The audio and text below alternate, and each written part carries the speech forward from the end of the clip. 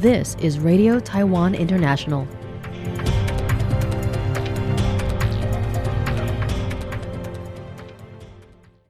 Welcome to the news on Radio Taiwan International. I'm Hannah Belinsky, coming to you from Taipei, Taiwan. We begin with a look at today's top stories for Wednesday, July 30th.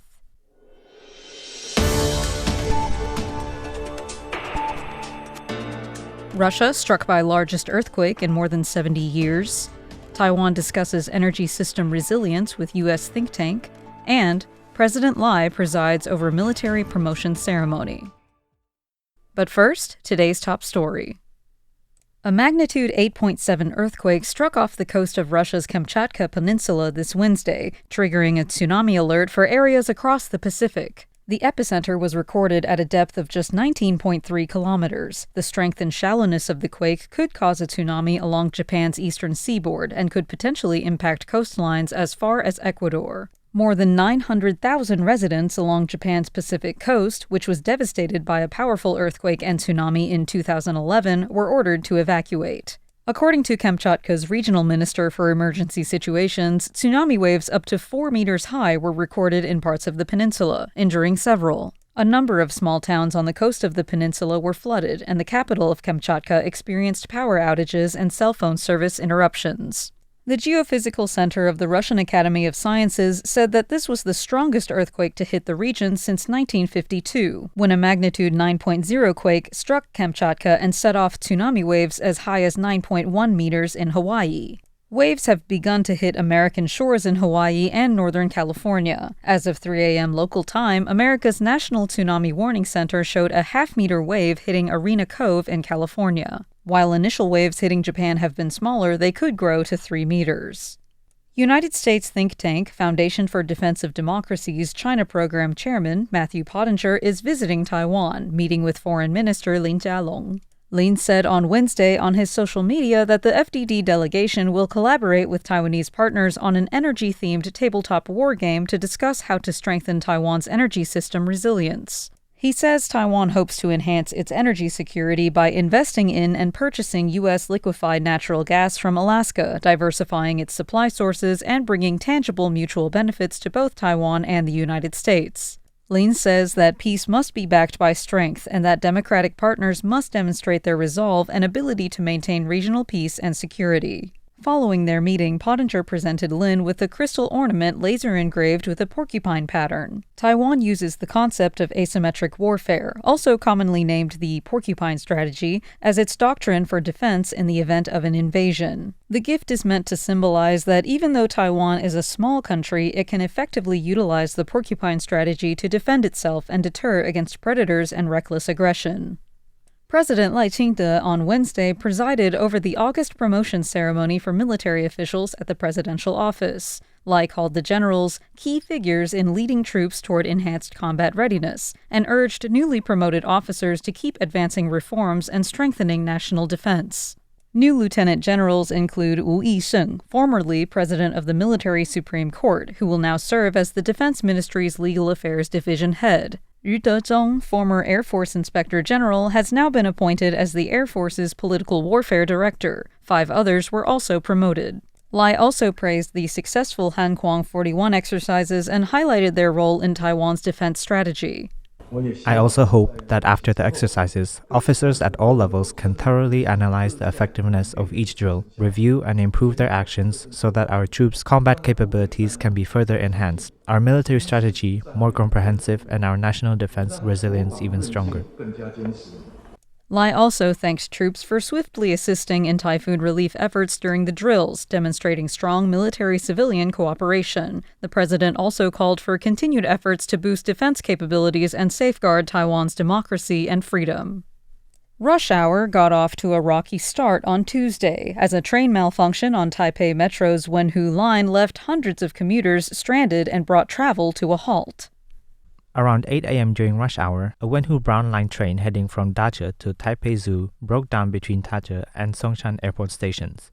A power outage caused the train to stop inside a tunnel, leaving nearly 200 passengers stranded. Metro staff evacuated passengers through the dark tunnel to transfer to another train, while service on that route section had to switch to a single-track operation in both directions. Shuttle buses were also dispatched between Jianan Road and Zhongshan Junior High School stations. The disruption caused major delays across the Wenhu Brown Line, exacerbating the morning rush with crowded platforms and frustrated commuters. Some saying they were told to get off the train only to find no shuttle buses waiting. Power was later restored and full service resumed by 9:22 a.m., about an hour and 20 minutes after the incident. The cause of the malfunction is still under investigation. David for RTI News. In response to the global spread of the mosquito-borne viral disease chikungunya, the Centers for Disease Control has raised travel alerts for 9 countries, among them Brazil, the Philippines, and China. Italy is also experiencing a West Nile virus outbreak, which has so far caused 5 deaths.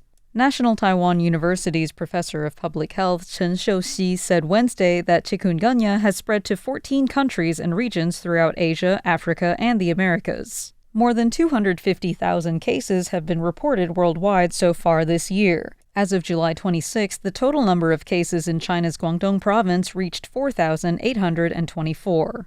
As for West Nile virus, at least 32 cases have been confirmed in Italy this year, with the overall outbreak trend consistent with previous years. However, the geographic distribution has changed, suggesting the virus might have spread to new areas. Chen explained that both viruses are transmitted through mosquito bites. He urged anyone traveling to areas where the diseases are endemic to strengthen mosquito prevention measures and to monitor themselves for symptoms, such as fever and muscle aches. The popular Jingliao Old Street in Tainan was flooded after heavy rain, as residents struggled to save their homes from water damage. Residents of the Jingliao community in Hobei District, Tainan City have seen water rise to their knee and furniture floor after the heavy rain on Monday. The Hobei District in Tainan City received 338 millimeters of rain in 6 hours on Monday morning. Water on the street flooded into people's homes, prompting many to erect barriers. However, many residents in low-lying areas were trapped.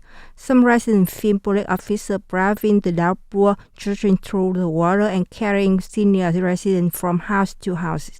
Water is at high at 50 centimeters in one house, at coffee table, cardboard boxes, and a refrigerator are all in the water. One man described his house as a small lake. At his desk on the sofa, chair, and other things aboard, trying to save them from being soaked. Jingliao Street is a popular check-in spot known as Turkey Woman Cultural Village, at a filming location for the Taiwanese drama The Making of an Ordinary Woman.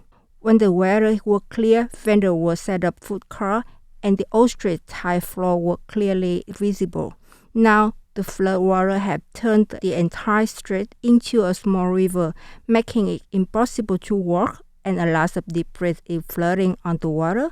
Residents of the Jingliao Street could only wait for the water to recede and hope the rain would stop. Tao for RTI News. Taiwan won 92 awards at the 2025 Great Taste Awards announced on Tuesday, with Longan Honey from Yunlin County's Lover Honey Company earning a nomination for the prestigious Golden Fork Award. The British competition, called the Oscars of Food, is one of the UK's largest international food and beverage contests. The Great Taste Awards, founded in 1994 by the Guild of Fine Food, uses blind tastings to award 3-star exquisite, 2-star outstanding, and 1-star simply delicious ratings.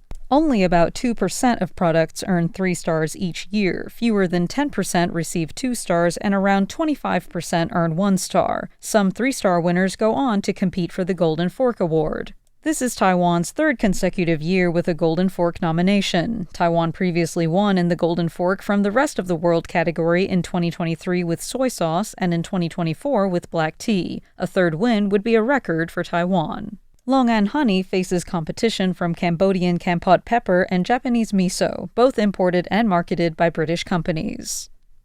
Thanks for joining me for the news. I'm Hannah Belinsky. Stay tuned for another 50 minutes of English language features brought to you by Radio Taiwan International.